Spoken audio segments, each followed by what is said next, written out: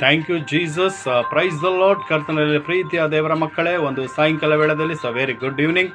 ಸಾಯಂಕಾಲ ವೇಳೆಯಲ್ಲಿ ನಮ್ಮ ರಕ್ಷಕನ ಯೇಸು ಕ್ರಿಸ್ತನ ಕೊಟ್ಟಂಥ ಮತ್ತೊಂದು ವಾಗ್ದಾನ ವಚನ ನೋಡಿಕೊಳ್ಳೋಣ. ಇಲ್ಲಿ ದೇವರ ವಾಕ್ಯ ಹೇಳುತ್ತದೆ, ಜ್ಞಾನೋಕ್ತಿ ಪುಸ್ತಕ 11ನೇ ಅಧ್ಯಾಯ 1ನೇ ವಚನ. Thank you Jesus. ಯೆಹೋವನು ಮೋಸದ ತಕ್ಕಡಿಯನ್ನು ದ್ವೇಷಿಸ್ತಾನೆ, ನ್ಯಾಯವಾದ ತಕ್ಕಡಿಯು ಆತನನ್ನು ಸಂತೋಷ ಪಡಿಸುತ್ತದೆ ಎಂಬುದಾಗಿ. ಆಮೇನ್, ಹಲ್ಲೆಲೂಯಾ.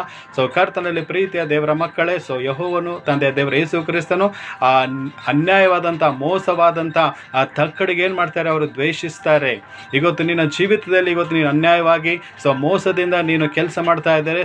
ದೇವರನಿಗೆ ಆ ಒಂದು ದ್ವೇಷ ಮಾಡ್ತಾರೆ. ಅದಕ್ಕೆ ಆ ಮೋಸದ ಒಂದು ಸ್ವಭಾವಕ್ಕೆ ದೇವರು ದ್ವೇಷಿಸುವಂತರಾಗಿದ್ದಾರೆ. ಅದಕ್ಕೆ ಕರ್ತನಲ್ಲಿ ಪ್ರೀತಿಯ ದೇವರ ಮಗನೇ, ದೇವರ ಮಗಳೇ, ಇವತ್ತು ನೀನು ಯಾವುದೇ ವಿಷಯದಲ್ಲಿ ನೀನು ಆ ಮೋಸವನ್ನು ಮಾಡದಂತೆ ನೀನು ಏನು ಮಾಡು, ನ್ಯಾಯವಾಗಿ ಆ ಕೆಲಸ ಮಾಡು. ಯಾಕಂದರೆ ದೇವರು ಆ ನ್ಯಾಯದ ತಕ್ಕಡಿ ಏನಾಗುತ್ತೆ, ಅವು ದೇವರಿಗೆ ಸಂತೋಷ ಪಡಿಸುತ್ತದೆ. ಇವತ್ತು ನೀನು ನ್ಯಾಯವಾಗಿ ನಿನ್ನ ತಕ್ಕಡಿಯನ್ನು ತೂಗುವುದಾದರೆ ನಿನಗೆ ಆ ಒಂದು ದೇವರು ಏನು ಮಾಡ್ತಾರೆ, ಅದಕ್ಕೆ ಸಂತೋಷ ಪಡ್ತಾರೆ.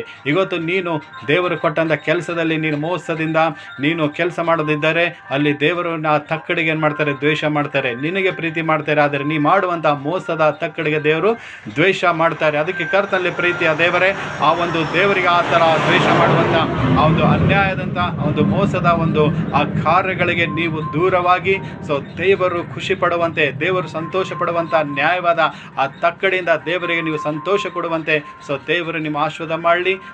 ನೀವು ಕೂಡ ಅದೇ ರೀತಿ ಆ ದೇವರಿಗೆ ಸಂತೋಷ ಪಡುವಂತೆ ನ್ಯಾಯವಾದ ಕೆಲಸವನ್ನು ಮಾಡಿ ದೇವರ ಆಶೀರ್ವಾದವನ್ನು ಪಡೆದುಕೊಳ್ಳಿರಿ ಎಂಬುದಾಗಿ ನಾನು ದೇವರಲ್ಲಿ ಪ್ರಾರ್ಥಿಸ್ತೇನೆ.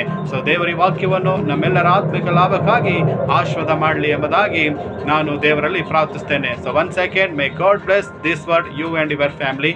ಆಮೇನ್, amen. Thank you Jesus. Praise the lord.